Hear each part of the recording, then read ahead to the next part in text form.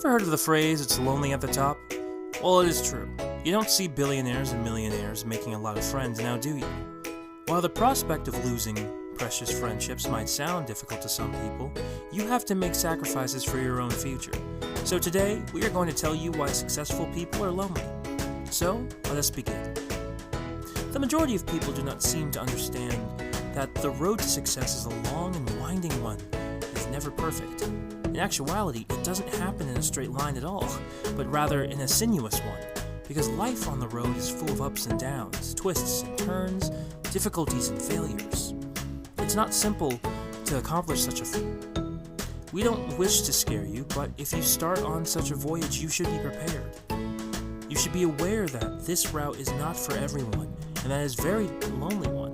But if you are brave enough to pursue your dreams, no matter how far-fetched they may seem, you will succeed with enough perseverance and patience.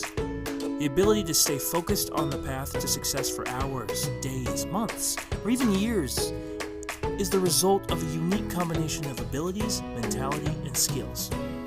You can cultivate and utilize time and effort to accomplish your most ambitious ideas. Many dreams will begin. Some will end just as they are about to achieve achievement, and others will come true. Most people appear to assume that if the time is off or if the circumstances aren't ideal, they will never succeed. And if you keep going, you may have to replace or adjust your sails along the route, because your success is never a one-time event. It's important to consider because your path to success in life will change over time. When certain things do not go as planned, you may become disappointed, frustrated, even want to give up. Our advice to you is to keep going. The idea here isn't to avoid setbacks, but to learn how to turn them into assets by making them work for you rather than against you. The path to achievement is a solitary one. That is to say, the sacrifices you must make frequently leave you feeling alone, as if you were a lone wolf stalking its victim down a trail. But keep in mind that it separates the weak from the determined. You will unavoidably isolate yourself by missing sunny days and not being as gregarious as your pals, and those around you will believe you are ignoring them. Weekend nights spent at home working on your dreams can often make you feel like one of those solitary mountain hermits. You'll find that you have fewer friends. The sacrifices you make on the road to success come at a great cost at times, but they are well worth it. Most people develop anger, jealousy, and sometimes hatred for others who are more successful.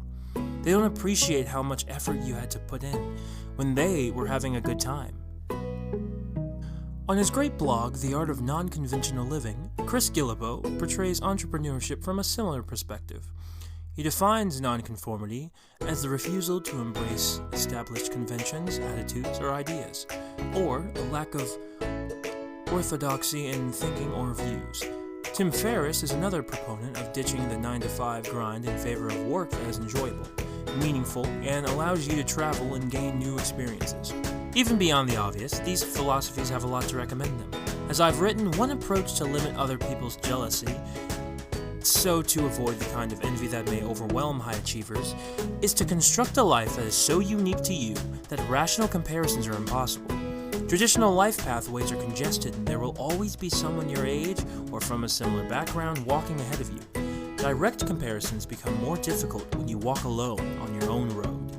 Envy decreases, genuine joy in others' accomplishments increases, and success and growth become more about achieving individually set goals rather than keeping up with the Jonases.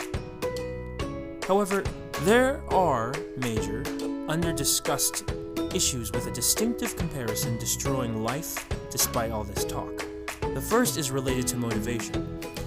If the only person pushing you to improve your circumstances is the guy a few inches in front of you, you're doomed, because there will be fewer clear peers who can push you to be the best you can be.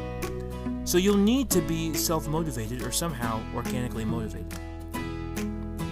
The second and more severe issue concerns emotional interactions. Walking down your own route implies that you are on your own. It's difficult to get close to people, partly because shared experiences are the lifeblood of relationships, and if you live a non-traditional 9-to-5 existence, you're likely to have a lot of them. Fewer people get why you act the way you do. You feel misunderstood, which is troublesome, because we seem to spend the majority of our time as a social animals attempting to be understood, trying to convey what's going on inside our heads. Many late-night ice cream binges begin with the idea that no one understands us, so you end up feeling lonely.